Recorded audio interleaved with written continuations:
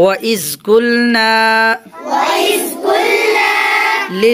للملائكة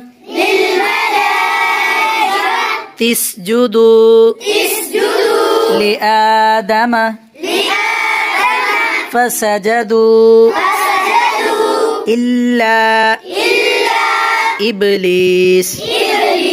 أبى واستكبر وكان من الكافرين وقلنا يا آدم مسكن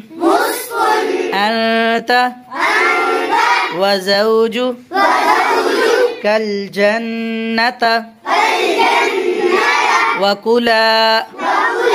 منها رغدا حيث شئتما ولا تقربا هذه الشجرة فتكونا من الظالمين وإذ قلنا للملائكة اسجدوا لآدم فسجدوا إلا إبليس أبى واستكبر وكان من الكافرين وقلنا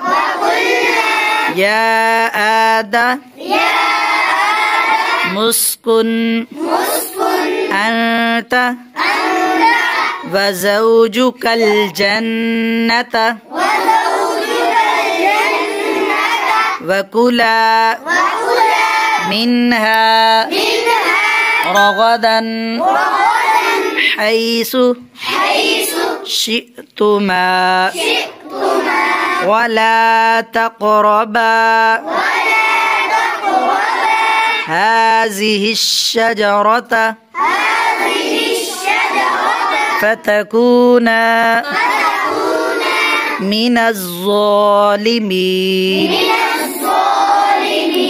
صدق الله العظيم.